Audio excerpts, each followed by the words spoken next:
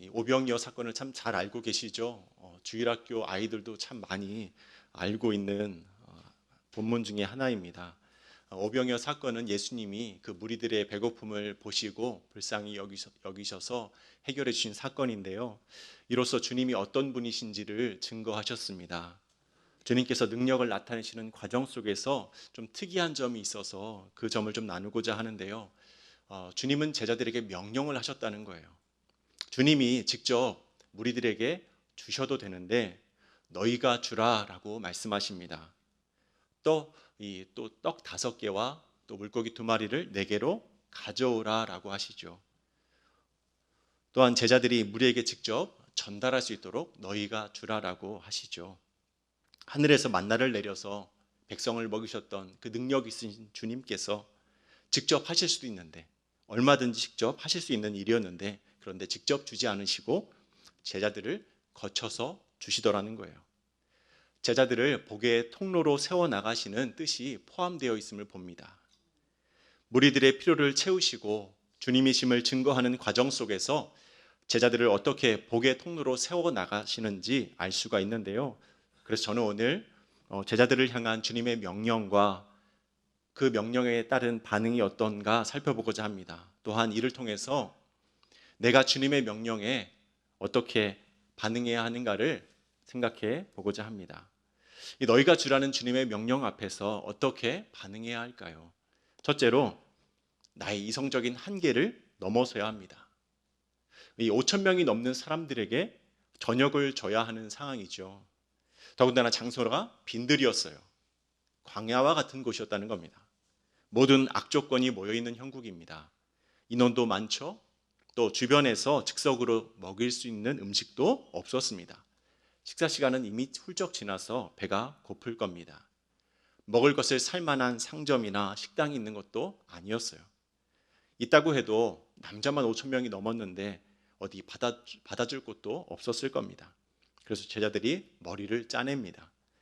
이 무리를 흩어지게 하고 각자 마을로 가서 각자 도생하는 게 유일한 방법이라는 결론에 도달합니다. 여러분, 좋은 제안처럼 보입니다. 아니, 이것 말고는 다른 해결책이 없는 것처럼 보입니다. 그런데 주님은 이런 상황을 아시는지 모르시는 건지 제자들에게 이렇게 답변하세요. 갈 것 없다. 너희가 먹을 것을 줘라. 제자들의 머릿속이 순간 하얘졌을 겁니다. 일단 돈 계산부터 해놓은 제자들도 있었고요.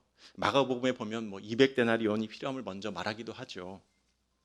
이렇게 반응하는 제자들, 준비하는 제자들이 특별히 잘못한 것은 없습니다. 오히려 예수님처럼 무리를 생각하는 마음이 있었기 때문에 이렇게 준비하는 거잖아요. 무리들의 배고픔을 걱정하고 저녁 먹을 것을 생각하며 제안하는 거 좋은 태도죠. 사전에 계획을 세우고 대비하는 태도 좋습니다. 다만 인간의 한계성이 있음을 봅니다. 우리가 생각하고 우리가 대비할 수 있는 영역은 극히 일부분이라는 거예요. 필요한 것을 채울 수 있는 능력도 우리에겐 없죠.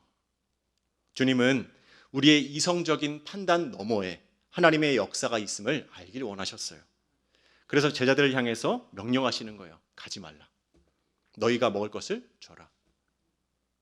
나의 좁은 시각과 판단에 갇혀있지 말라는 거죠. 하나님의 역사를 생각해 볼 수 있도록 이성을 깨우도록 두드리고 계세요. 합리적인 선택으로 채워진 인생을 여러분 살펴보세요. 믿음의 역사가 들어갈 틈이 없습니다. 다른 말로 주님의 영광을 드러낼 기회가 찾아오지 않는다는 거예요. 만약 제자들의 말대로 마을에 들어가서 사 먹었다면 어땠을까요? 주님께서 무슨 영광을 받으셨겠어요? 주님께서 전적인 공급자가 되어주셨다는 고백과 함께 영광을 받으시려면요, 오병이어의 역사가 필요했어요. 이 과정에서 주님의 제자들은 이성적인 수준이 한 단계 더 성장할 기회가 되었고 주님께서도 그것을 원하셨던 거죠. 무리 정도의 수준에 머물러 있기를 원하시지 않았습니다. 하나님의 영광이 결과로 드러났을 때 하나님께 영광입니다 고백하는 이 무리 정도의 이성 수준이 아니라 하나님의 영광이 준비되는 과정 속에서 쓰임받는 성숙한 이성이기를 원하셨어요. 문제는 하나님의 역사를 바라보는 제자들의 이성을 어떻게 깨울 것인가입니다. 주님은 제자들에게 충격적인 명령을 통해서 이성을 깨우기도 하세요. 갈 것 없다 너희가 줘라. 또 쉬운 명령을 통해서 한 단계씩 따라오게 하세요. 이러한 단계에서 주님은 하늘의 언어로 말씀하시고 제자들은 땅의 언어로 대답을 하기 때문에 소통이 안 되는 것처럼 보이기도 해요. 너희가 먹을 것을 줘라? 네? 저희는 먹을 게 이거밖에 없는데요. 그러니까 하늘과 땅은 닿을 수 없는 간극이 있죠. 그렇기에 주님은 제자들이 그 간극을 좁히면서 따라올 수 있도록 제자들의 눈높이에서 하나씩 명령하세요. 하나씩. 갈 것 없다 너희가 먹을 것을 줘라. 이런 충격요법만 사용하지 않으시고 주님의 명령을 따를 때 어떻게 먹을 것을 줄 수 있는지 이제 알게 하시는 거예요. 제자들이 주님의 명령에 순종하는 이 과정은 이성적인 한계를 하나씩 도약하는 계기가 됩니다. 한 사람이 먹을 법한 그 물고기와 떡 5개 가져오는 것부터, 또 무리를 명해서 잔디 위에 앉히는 것부터, 식사할 수 있도록 자리를 배치하는 거죠. 또 주님이 주시는 떡을 무리에게 전달하라는 그 명령까지 하나씩 순종할 때마다 자신의 이성적인 한계를 뛰어넘어야 했어요. 주님을 무엇이든 하실 수 있는 분으로 믿는다면 자신의 삶 속에서 이러한 가능성을 제한하지 말아야 합니다. 처음에 제자들은요, 단지 자신들에게 가진 게 없다는 이유로 예수님의 명령을 일축하려 했어요. 즉 자신들의 부족함을 인해서 예수님의 능력까지도 제한하려고 했던 거예요. 같은 오병이어 사건을 기록한 요한복음을 보면요, 질병의 치유가 필요했던 무리들을 예수님께서 먼저 고쳐주세요. 그리고 나서 예수님이 빌립에게 질문하십니다. 이 질문은 시험인데요, 필요를 공급하시는 예수님을 딱 보여주고 난 다음에 또 다른 육체적인 필요를 어떻게 채울 수 있는지 한번 물어보시는 거예요. 시험 삼아서요. 이렇게 물어보시죠. 우리가 어디서 떡을 사서 이 사람들을 먹이겠느냐 하시니. 실은 앞에서 예수님이 이미 정답을 알려주셨어요. 내가 사람들이 필요한 그 병고침을 해결해 줬다. 이번에는 배고픔이라는 육체적인 필요, 그 문제가 있는데 그 필요를 내가 어떻게 채울 수 있겠느냐. 여러분, 이런 거예요. 주님이 원하시는 대답은 이런 거였을 거예요. 주님이 하실 수 있습니다. 주님 말씀만 하옵소서. 우리가 따르겠나이다. 이런 믿음의 고백을 듣고 싶어 하셨을 겁니다. 내 생각으로 안 되는 일을 주님께서 되게 하시는구나. 정말 주님이시구나 깨닫고 이성적인 그 판단이 한 단계 위로 도약하는 모습을 기대하셨을 거예요. 예수님의 어머니 마리아가 가나안 혼인 잔치 때 하인들에게 당부하죠. 너희에게 무슨 말씀을 하시든지 그대로 행하라. 그대로 했을 때 맹물이 포도주가 되는 주님의 능력이 나타납니다. 여러분, 어느 누구도 자신의 이성으로 주님의 능력을 제한하지 않았던 거예요. 여러분, 지금까지 말씀만 생각해 보면요, 이성은 우리의 신앙과 대치되는 것인가? 라는 의문이 들 수 있습니다. 우리는 이성을 뛰어넘어야 하는데 이성이 마치 신앙의 발목을 잡는 것처럼 오해할 수 있어요. 근데 성경은요, 이성을 사용하지 말라라고 말씀하지 않아요. 보세요. 망대를 건축하기 전에 셈을 해야 하죠. 끝까지 완성할 수 있는가? 셈을 해봐야 됩니다. 전쟁하기 전에 적의 군사력이 얼마쯤 되는가? 헤아려 봐야 돼요. 파악해야 됩니다. 사도 바울은 고린도 교회에 이렇게 권면합니다. 형제들아, 지혜에는 아이가 되지 말고 악에는 어린아이가 되라. 지혜에는 장성한 사람이 되라. 아멘. 여러분, 이성적인 사고와 분별, 판단하는 지혜에 있어서 아이 정도의 수준에 머무르지 말라라고, 장성해야 된다라고 권면하는 거예요. 나의 이성적인 수준을 계속해서 갱신해야 할 필요가 있죠. 이성적으로 하나님을 아는 만큼 하나님을 더 사랑하고 따를 수 있게 됩니다. 이성을 믿음과 대치되는 것으로 보지 말고 갱신해야 할 영역으로 둬야 한다는 거예요. 내가 지금 어떤 행동을 하고 있으며 그 행동이 어떤 결과로 이어지게 될지 심사숙고하는 과정이 필요해요. 신앙에서도 필요합니다. 신앙은 이성을 바르게 사용하는 겁니다. 다만 이성이 믿음의 역사의 걸림돌이 되지 않도록 자중해야 할 때가 있다는 거예요. 내 이성적 판단이 전부인 양 떠들지 말아야 할 때가 있다는 거예요. 믿음의 역사가 나타날 가능성을 열어두어야 한다는 거죠. 주님께서 내 이성을 한 단계 더 도약시킬 수 있는 기회로 내어드려야 되죠. 주님은 이미 우리 인생 속에서 일련의 과정을 통해서 이성이 한 단계 도약할 수 있도록 기회들을 주셨습니다.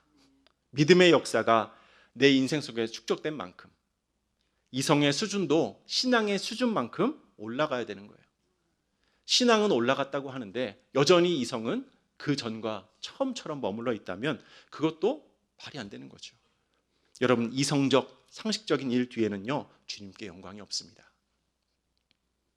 내 이성적인 한계를 인정할 때 비로소 주님을 기대하게 되는 거예요. 여러분, 오늘도 우리에게 참 말이 안 되는 것 같은 일들이 찾아올 수 있습니다. 이해되지 않는 상황들이 몰려옵니다. 그때가 바로 주님께서 우리의 이성을 한 단계 도약시키시는 때입니다. 함께 예배하는 모든 분들 단 한 분도 예외 없이 주님께서 주시는 이 도약의 기회를 아멘으로 순종하여 놓치지 않으시길 바랍니다. 이성의 영역을 더욱 확장시켜서 하나님의 역사를 써내려가는 조력자로 세워지길 주님의 이름으로 축원드립니다.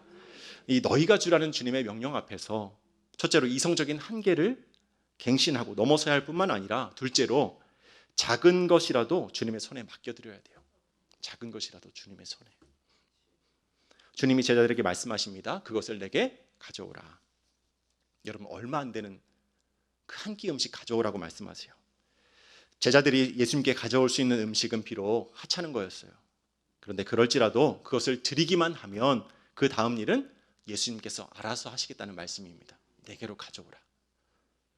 실제로 예수님은요, 제자들이 가진 전부인 그 떡 5개, 물고기 2마리 가지고 주님께 딱 드렸을 때 그것을 가지고 5,000명이 넘는 인원을 먹이셨습니다.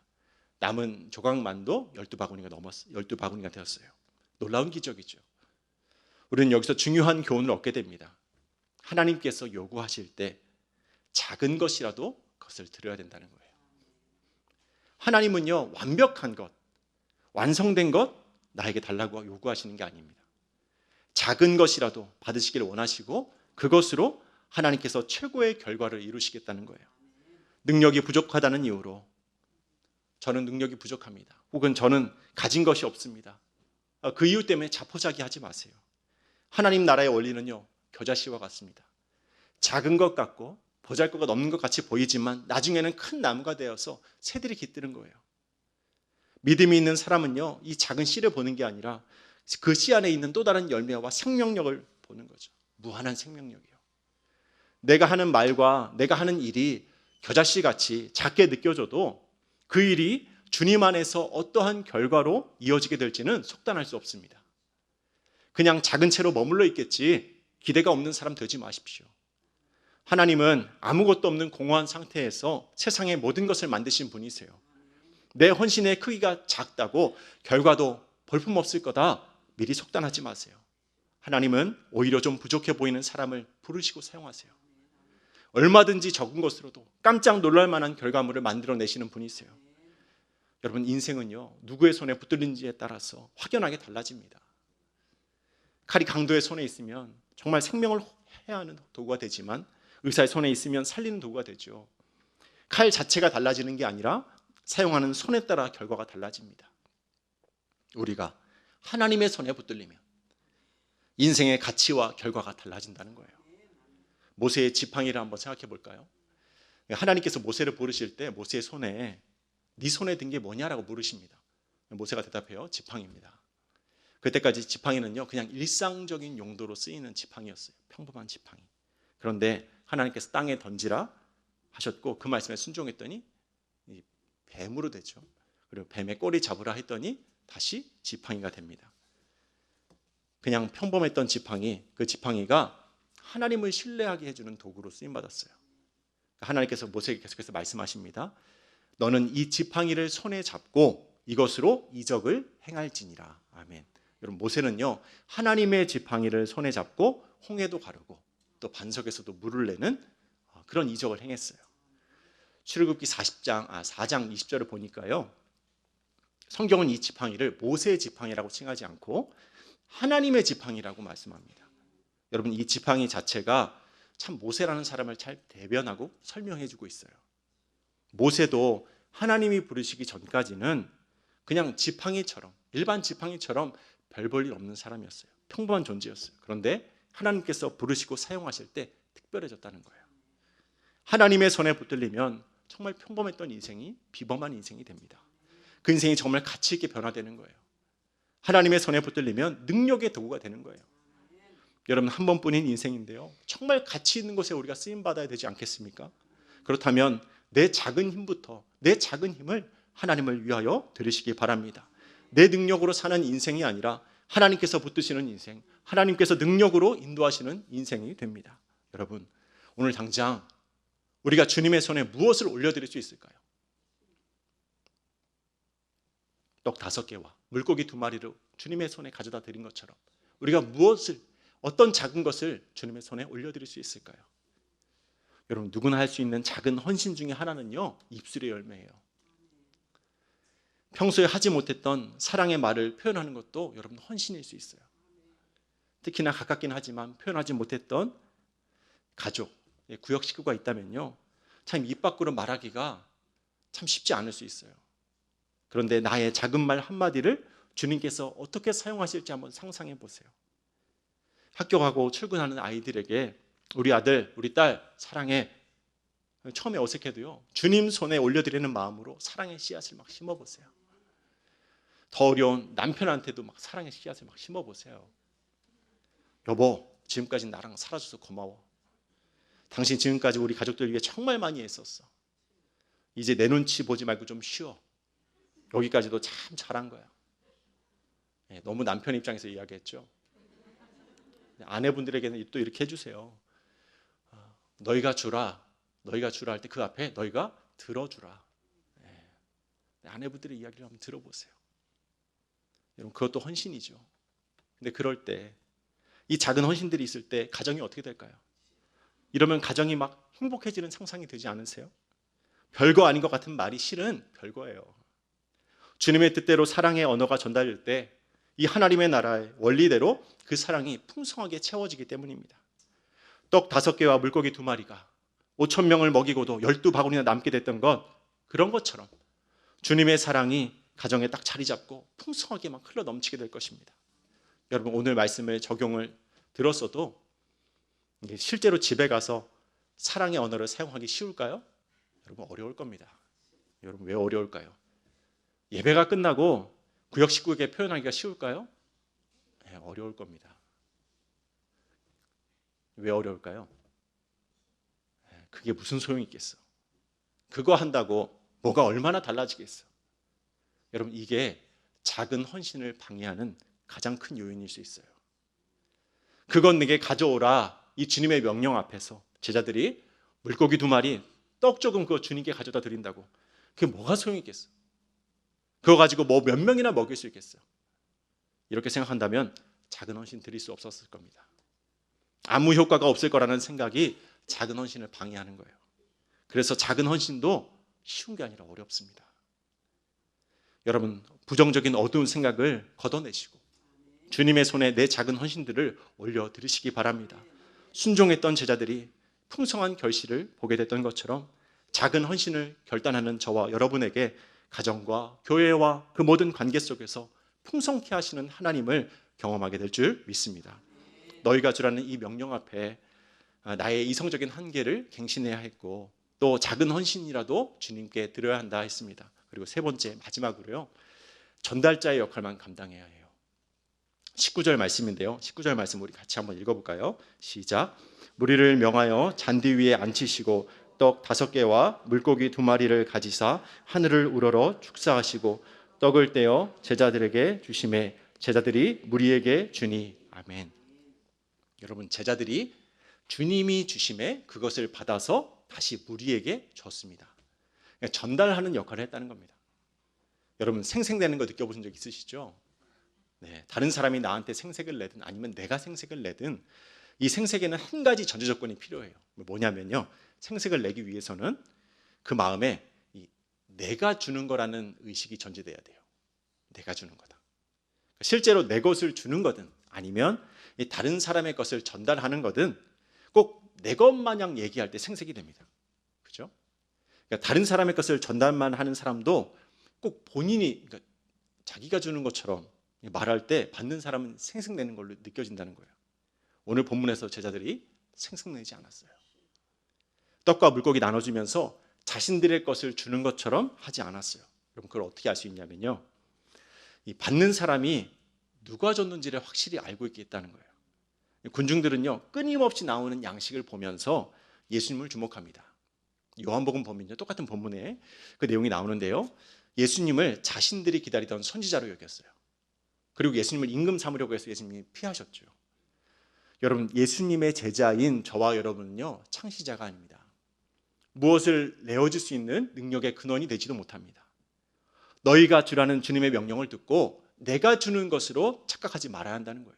우리는 그저 심부름꾼에 불과합니다. 혹여나 우리가 심부름하는 과정 속에서 대접받는 것은 주님의 이름으로 온 심부름꾼이기 때문입니다. 여러분 내가 하는 역할 때문에 대접받는 게 아니라요, 나에게 역할을 주신 그분 때문에 우리가 대접을 받는 거예요. 받는 게 익숙해지고 당연시 되면 타락해요. 나에게 안 주면 서운해요. 나아만 장군의 나병에 치유됐을 때 여러분 게하시가 어떤 행동을 보입니까? 타락한 모습이에요. 하나님의 뜻을 전달하는 사람이 마치 자기 능력인 양 스스로 몫을 챙기고자 하잖아요. 그랬을 때 그 인생이 비참해집니다.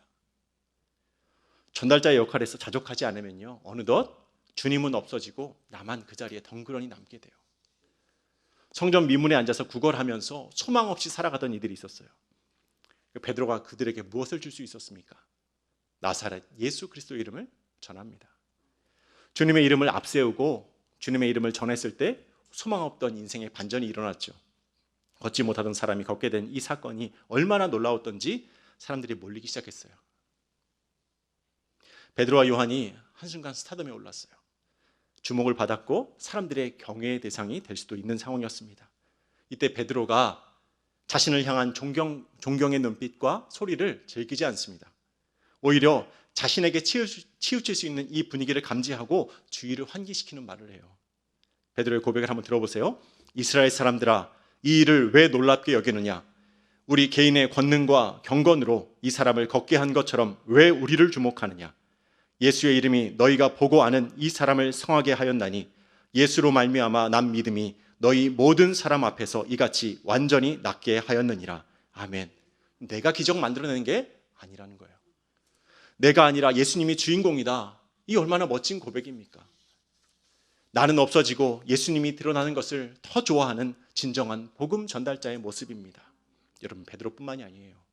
세례 요한도 그랬습니다. 군중의 시선이 자기에게서 예수님에게로 옮겨지자 이렇게 말합니다. 그는 흥하여야 하겠고 나는 쇠하여야 하리라. 예수님이 흥하고 드러날 때 나는 비록 쇠하는 것처럼 보이지만 여전히 기뻐하며 고백합니다. 여러분 내가 힘을 뺄 때 바로 주님이 드러날 때예요. 내 자아가 죽고 내 말과 내 행동을 절제할 때 주님이 드러납니다. 내가 하고 싶은 거 다 하면서 내가 하고 싶은 말 다 하면서 어떻게 주님을 드러낼 수 있겠어요? 찬양인도를 오랫동안 하신 분에게 이런 질문을 했다고 해요. 찬양인도를 하면서 가장 어려운 점이 뭡니까? 뭘까요? 내 힘을 빼는 겁니다. 여러분 이 대답의 의미를 아시겠죠? 내 힘을 뺀다는 게 무슨 의미겠어요? 내 생각과 내 느낌으로 인도하지 않고 주님께 그 인도자의 자리를 내어드리는 거예요. 설교자도 마찬가지라는 생각이 듭니다. 내가 하려고 하면요 준비할 때부터 너무 부담이 막 돼요. 있는 그대로 말씀 해석하고 전하면 되는데 자꾸 뭔가를 더해서 감동 주려고 욕을 받습니다. 앞에 서는 사람만 전달자가 아닙니다. 우리 모두는, 여기 있는 우리 모두가 예수님의 증인으로 부름받았어요. 복음 전달자의 사명을 가지고 나왔다는 거예요. 어느 누구도 예외일 수 없습니다. 전달자라는 자기 위치를 아는 사람은요 주인공의 자리에서 얼른 내려옵니다. 무대에서 얼쩡거리지 않아요. 내가 원하지 않았어도 혹시 나를 높이는 분위기가 되면 스스로 비킬 줄도 알아야 합니다. 모든 게 내 덕분이다 칭찬을 마냥 즐기고 있으면요 주님의 자리는 점점 좁아져요. 내가 무대를 휘젓고 다니기 때문에 주님은 무대에서 밀려나게 됩니다. 여러분 너희가 주라, 주님의 명령에 순종하여 우리가 앞서 살펴본 이 두 가지, 내 이성적인 한계를 넘어서고 작은 헌신을 드렸어도요 마지막 이 세 번째 관문을 통과하지 못하면 모두 헛것이 돼요. 아무리 내 이성을 초월하고 작은 것을 드렸어도 마지막에 그 영광을 내가 취하면, 내가 주인공이 되면 다 헛것이에요. 다 된 밥에 재를 뿌리면 어떻게 먹겠어요? 전달자가 아니라 전능자처럼 영광을 취하면 자기를 위해 사는 인생이 됩니다. 여러분, 구원에 있어서만 내 공로가 없다고 여기는 게 아니라 사명을 이루는 모든 과정에서도 주님 덕분이고 주님의 은혜였음을 고백하는 믿음의 전달자들이 되시기 바랍니다. 우리 지금까지 너희가 주라, 이런 주님의 명령에 제자들이 어떻게 반응했으며 또 우리가 어떻게 반응해야 되는가를 살펴봤습니다. 첫째로 이성의 한계를 갱신하라 했습니다. 내 생각으로 이해되지 않는 상황들이 분명 찾아오게 됩니다. 그때 부정적인 반응으로 일관하면 이성이 한 단계 도약할 수 있는 기회가 사라져버립니다. 세상에서는 합리적인 사람이라고 평가받을 수 있겠지만 신앙에 있어서는 어린아이와 같은 상태로 머물러 있을 뿐입니다. 저와 여러분의 이성적인 판단은 신앙이 성장함에 따라서 함께 도약함으로 주님의 뜻을 이루는 조력자가 되기를 원합니다. 둘째로 작은 헌신이라도 주님의 손에 올려드리라 했습니다. 내가 할 수 있는 게 별로 없는 것처럼 느껴질 때, 내 영향력이 너무나도 미약하게 느껴질 때, 그때가 주님을 더욱 빛나게 할 기회입니다. 완성품을 드리면 나의 공이지만 재료를 드리면 주님께 영광입니다. 주님의 손에 내 작은 헌신들을 올려드리세요. 주님이 사용하시는 좋은 재료가 됩니다. 그거에서 뭐 달라지겠어? 아니요, 사소한 말과 표현이라도 괜찮습니다. 시도해보세요. 작은 시도가 하나님 나라의 원리에 따라서 풍성한 열매로 이어지게 됩니다. 셋째로 전달자의 역할만 감당하라 했습니다. 우리 모두는 너희가 주라는 그 주님의 명령 앞에 서 있습니다. 이 명령에 생략된 것이 있다면 너희가 내 것을 전달하여 주라는 거예요. 주라는 명령에 순종하여서 주되 주님의 것을 전달하고 있음을 잊지 않으시길 바랍니다. 내 공로가 들어가서 생색내지 않아야 합니다. 오늘 예배 시간 끝나는 순간부터 우리는 각자의 영역으로 흩어져서 너희가 주라는 그 주님의 명령을 수행하게 됩니다. 누구에게 무엇을 어떻게 전달하시겠습니까? 지금까지 어떤 사람을 그 사람 생각하면서 계속해서 열심히 기도해 왔다면 우리는 주님께 이렇게 요청한 것일 수도 있어요. 기도만 해왔다면요, 주님이 주세요. 주님이 하세요. 주님은요, 너희가 주라 라고 말씀하시는데 우리는 역으로 주님이 하세요. 주님이 하늘에서 만나를 내려서 그 사람 도와주세요. 요청하고 있었는지도 몰라요. 주님의 방법은요, 내가 중간에 통로가 되는 겁니다. 내가 직접 전달하라고 나를 부르셨어요. 너희가 주라 이 명령을 준행하는 주님께 완전히 사로잡힌 우리 모두가 되길 주님의 이름으로 축원드립니다. 우리 받은 말씀을 기억하면서 함께 기도하기 원하는데요, 지금까지 너희가 주라는 그 명령 앞에서 이해가 되지 않는다며 순종하지 않았던 모습이 있었다면, 그런 모습이 나의 모습이 기억난다면 우리 다시 한번 회개하길 원합니다. 합리적인 생각으로 가득 채워서 믿음의 역사가 들어갈 틈이 없게 하였던 것을 회개하길 원합니다. 또 이제는 작은 헌신이라도 가볍게 여기지 않고 주님의 역사를 기대하는 마음으로 주님의 손에 올려드리는 믿음을 달라고 기도하시고, 주님의 것을 전달하는 과정에서 끝까지 공로의식은 버리고 전달자의 역할에 자족하게 해달라고 우리 함께 마음 모아 기도하겠습니다. 우리 주님의 이름 한번 부르겠습니다. 주여! 하나님께서 우리에게 다시 한번 말씀으로 깨닫게 하신 것 감사를 드립니다.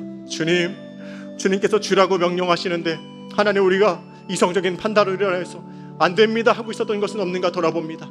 하나님, 그것은 안 됩니다. 하나님, 내가 줄 것이 없습니다. 하나님, 그것을 할 수 없습니다라는 다양한 핑계를 대고 있지는 않았는가 생각해 봅니다. 주님께서 우리를 전달자로 중간에 그 통로 역할로 거룩하게 불러주셨는데 하나님, 그 명령 앞에 얼마나 순종하고 있는가를 돌아볼 때에 하나님, 부끄러운 영역들이 기억나게 하여 주시고 다시 한번 그 영역들도 주님의 손에 올려드릴 수 있도록 인도하여 주옵소서. 하나님, 그래서 우리의 이성이 신앙과 함께 성장하게 하여 주시고 우리의 이성적인 판단도 하나님께서 원하시는 그 분량까지 성장하여서 계속해서 신앙에 도움이 되는 쪽으로 선택하게 하여 주시고 지혜롭게 하여 주옵소서. 하나님, 그래서 합리적인 생각으로 가득 채운 것이 아니라 하나님, 이성적인 하나님이 주시는 그 지혜로 가득 채워서 하나님, 다시 한번 하나님이 원하시는 꿈을 함께 꾸어나가게 하여 주시고 하나님이 힘을 쓰기 원하시는 영역 가운데 나아갈 수 있도록 우리를 사용해 주옵소서. 하나님, 작은 헌신이라도 가볍게 여기지 않게 하여 주옵소서.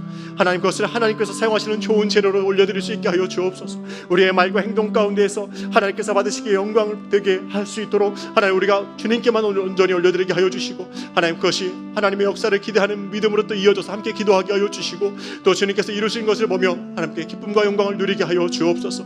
하나님 또한 전달하는 과정 속에서 하나님 우리의 홍로의식을 버리게 하여 주옵소서. 내가 하였다라는 하나님 내 주장을 버리게 하여 주옵소서. 하나님 내 소리를 낮추고 하나님의 뜻을 더욱더 증거하는 마음만이 있게 하여 주옵소서. 전달자의 역할을 감당할 때에 하나님 자족하게 하여 주옵소서.